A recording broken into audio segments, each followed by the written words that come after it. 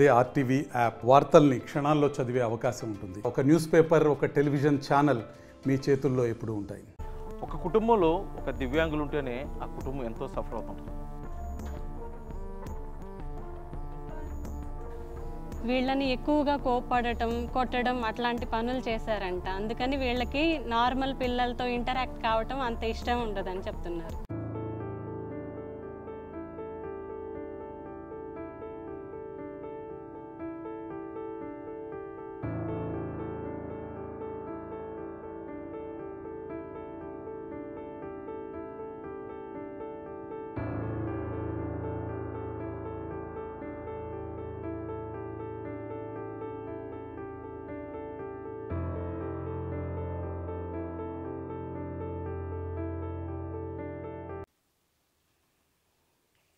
ఆర్టీవీకి స్వాగతం.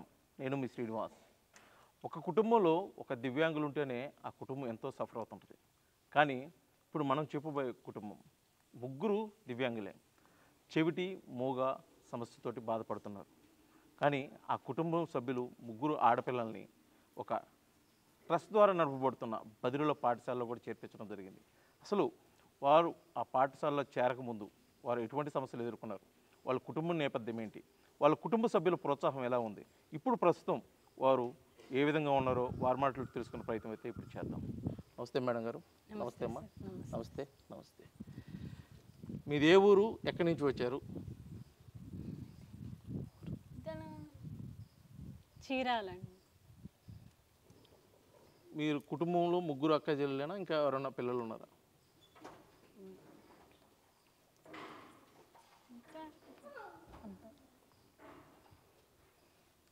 ముగ్గురు అక్క చెల్లెళ్ళే. వాళ్ళ అమ్మా నాన్నగారు ఏం చేస్తుంటారు?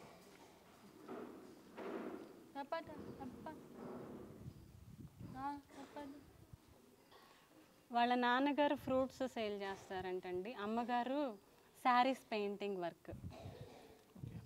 ఇక్కడ చేరకముందు వేరే ప్రభుత్వ పాఠశాలకు వెళ్ళటం కానీ అక్కడ ఏదైనా క్లాసులో అటెండ్ కావడం కానీ జరిగిందా?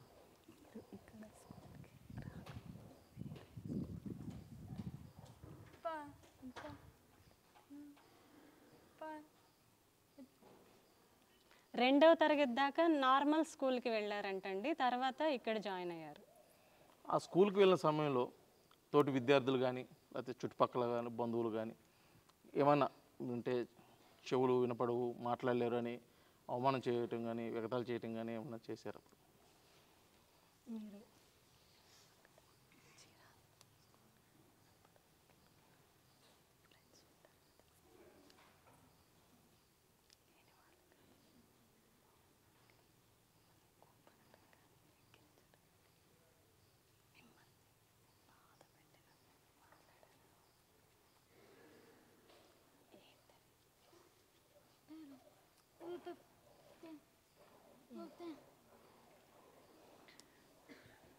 వీళ్ళని ఎక్కువగా కోప్పడటం, కొట్టడం అట్లాంటి పనులు చేశారంట. అందుకని వీళ్ళకి నార్మల్ పిల్లలతో ఇంటరాక్ట్ కావటం అంత ఇష్టం ఉండదని చెప్తున్నారు.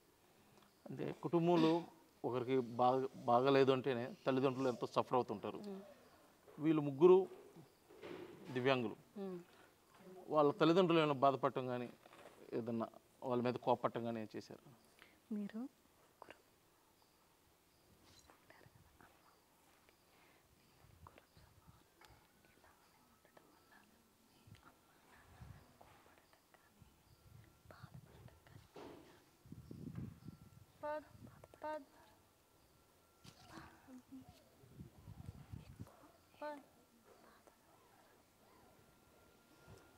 వాళ్ళ పేరెంట్స్ ఎక్కువగా బాధపడ్డారంటండి. ముగ్గురు ఇలాంటి బదురులే జన్మించడం వల్ల ఎక్కువగా బాధలు గురయ్యారు. కానీ వాళ్ళకి ఏ లోటు లేకుండా బాగా చూసుకున్నారు. ఇప్పటికీ అలానే చూసుకుంటున్నారు. వాళ్ళకి ఏ అవసరాలు వచ్చినా అవి తీర్చడంలో వాళ్ళకి ఎవరు కూడా వాళ్ళ పేరెంట్స్, వాళ్ళ అమ్మ కానీ నాన్న కానీ ఎక్కడ వెనుకాడకుండా అన్నీ సమకూరుస్తున్నారు. ఇప్పుడు ఈ స్కూల్లో ఈ ట్రస్ట్ ద్వారా ఈ బదిరుల పాఠశాలలో చేరారు. అంతకుముందు 2వ తరగతి దాకా ఒక స్కూల్లో చదివారు. అక్కడికి ఇక్కడికి తేడా ఉందా, ఎక్కడ బాగుందని?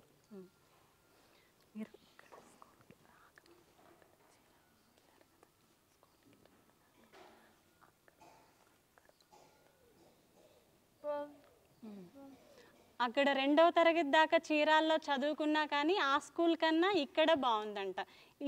ఈ పిల్లలతో, ఈ బదిరల పిల్లలతో ఫ్రెండ్షిప్ కానీ ఇక్కడ చదువు కానీ ఇక్కడే బాగుందని చెప్తున్నారు. ఎందుకు అంటే ఒక కారణం ఉండాలి కదా, అక్కడ అక్కడ ఏం జరిగింది, ఇక్కడ ఏం బాగుంది వాళ్ళకి? అక్కడే ఎందుకు బాగాలేదు, ఇక్కడే ఎందుకు బాగుంది, అదే ఎందుకు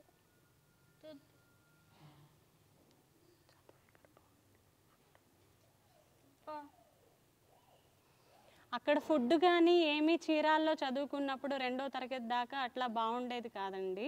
చదువు కూడా అక్కడికన్నా వాళ్ళు నార్మల్ స్కూల్లో జాయిన్ అయ్యారు కాబట్టి అక్కడ వాళ్ళ చదువు సైన్ లాంగ్వేజ్ అట్లా ఏం ఉండదు కాబట్టి వాళ్ళకి అర్థం అనేది సరిగ్గా అవ్వలేదంటండి. ఇక్కడ భద్రల స్కూల్లో జాయిన్ అవ్వటం వల్ల ఇక్కడ టీచర్స్ సైన్ లాంగ్వేజ్లో చెప్పడం వల్ల వీళ్ళకి ఎక్కువగా అర్థమవుతుందని చెప్తున్నారు. మామూలుగా ఇక్కడికి ఫ్రెండ్స్ కాకోకుండా కుటుంబ నేపథ్యం కానీ వాళ్ళ సొంత ఊర్లో కానీ ఫ్రెండ్స్ స్నేహితురాళ్ళు ఉంటారు. వాళ్ళు ఎలా ఉంటారు? వాళ్ళు ఉన్నారా, లేకపోతే ఏమన్నా వాళ్ళు కూడా గేల్ చేయటం కానీ ఎలా ఉన్నారా, లేకపోతే వాళ్ళు బాగుంటారా? వీళ్ళతో అసలు ఎలా ఉంటారు ఫ్రెండ్స్? ముగ్గురు ఫ్రెండ్స్ ఇక్కడ కాకుండా చీరాల ఇంటి పక్కన ఉంటారా, ఉన్నారా లేరా? ఫ్రెండ్స్ అందరు ఇక్కడేనా, ఇంకా వేరే ఎక్కడ ఫ్రెండ్స్ లేరంటండి. ఫ్రెండ్స్ ఈ స్కూల్లో జాయిన్ అయిన తర్వాతే ఫ్రెండ్స్ ఉన్నారంట. వాళ్ళకి అందరికీ ఇక్కడే అలవాటైంది. అమ్మ నీ పేరేం పేరు, ఏం చదువుతున్నావు? నీ పేరేం పేరు, ఏం చదువుతున్నావు? ఆమె పేరేంటి, ఏం చదువుతుంది? పేరు అక్కడ చూపించు. తన పేరు విష్ణుప్రియ, 10th క్లాస్ చదువుతుంది.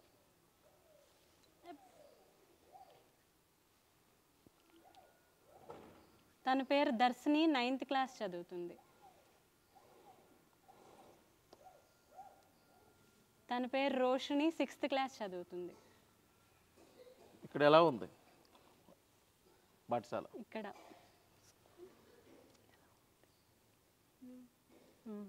తిండి కానీ చదువు కానీ అన్నీ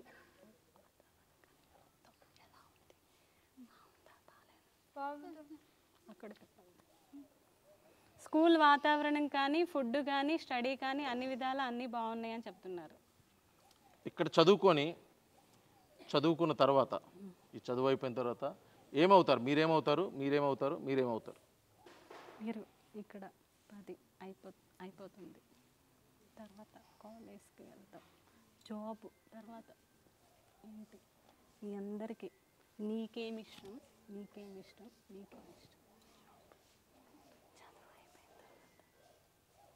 ఫస్ట్ నువ్వు చెప్పు, నీకేమిష్టం? అదే జాబ్.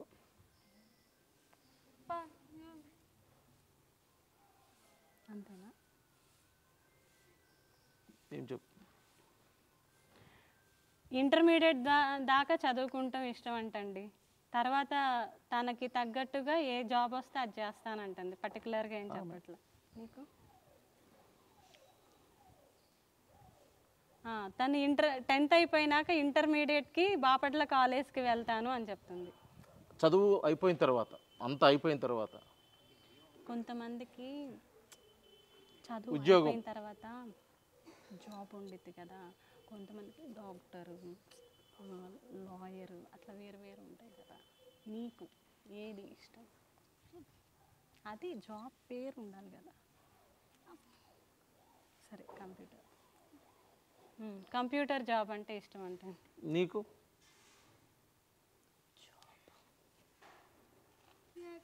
అదే పేరు.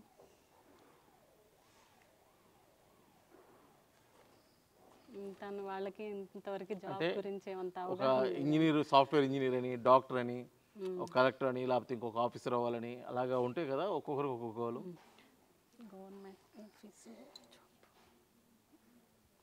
గవర్నమెంట్ ఆఫీస్లో జాబ్ చేయడం అంటే ఇష్టం అంటండి. ఉద్యోగం చేసిన తర్వాత మీ తల్లిదండ్రులు బాగా చూసుకుంటారా? జాబ్ వస్తే అమ్మా నాన్నని బాగా చూసుకుంటారా? లేదా? చూసుకుంటారంట బాగా. ఇప్పుడు వీళ్ళు బయట తిరుగుతుంటారు అంటే స్కూల్ అయిపోయిన తర్వాత ఇంటికి వెళ్ళినప్పుడు తిరుగుతున్నప్పుడు కానీ బయట సొసైటీలో కానీ ప్రీవియస్ అంటే ఈ చదువుకి వీళ్ళు ఇక్కడ చదువుకోక ముందు ఎలా ఉండేది ఇప్పుడు ఎలా ఉంటుంది? ఇక్కడికి చదువుకి రాకముందు బయట చీరాల అట్లా వేరే వేరే తిరుగుతున్నారు కదా, అప్పుడు ఎలా ఉంది? అక్కడ ఉన్న ప్రజలు ఉంటారు, ఫ్రెండ్స్ ఎవరెవరు, వాళ్ళు ఎలా మిమ్మల్ని అందరినీ ఎలా చూస్తారు? ఎక్కడ బాగుంది? ఇక్కడ బాగుందా లేకపోతే బయట బాగుందా? ఇక్కడే బాగుందా? ఇక్కడ ఉన్న వాతావరణమే బాగుందంటండి, బయట ఎక్కడా కూడా వాళ్ళకి అంత సపోర్ట్గా లేదంట. సరే, ఇప్పుడు ఇక్కడ దాకా వీళ్ళు వచ్చారు, కొన్ని సమస్యలు ఎదుర్కొన్నారు. వీళ్ళు ఒక స్థాయికి వెళ్ళిన తర్వాత వీళ్ళలాగా బాధపడే కొంతమంది దివ్యాంగులకు కానీ బదురులకు కానీ వీళ్ళు ఏం చేద్దాం అనుకుంటున్నారు? మీలాగే సమానంగా ఉంటారు కదా, లేకపోతే మీరే కాదు, కళ్ళు లేని వాళ్ళు కాళ్ళు లేని వాళ్ళు ఉంటారు. మీకు బాగున్నాయి, మాట ఒక్కటి తక్కువ.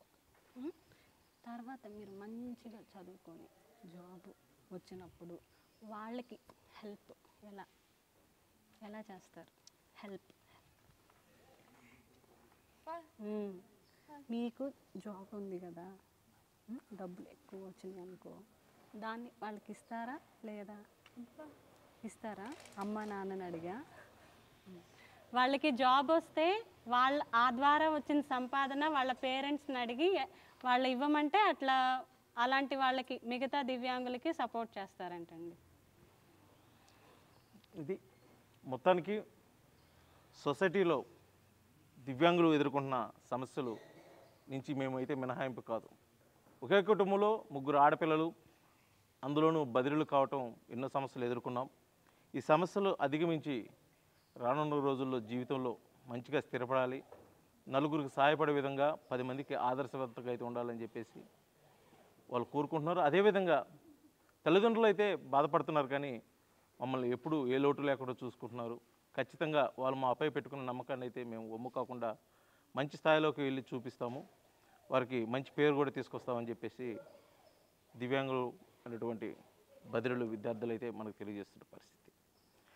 వీళ్ళు అనుకున్న విధంగా మంచి స్థాయికి వెళ్ళాలని, ఉన్న వైకల్యాన్ని తొలగించి అందరిలాగే మంచి పొజిషన్లో నిలబడాలని ఆర్టీవీ మనస్ఫూర్తిగా కోరుకుంటూ, వీడియో జర్నలిస్ట్ లక్ష్మణ్తో శ్రీనివాస్, ఆర్టీవీ, పర్చూరు మండలం.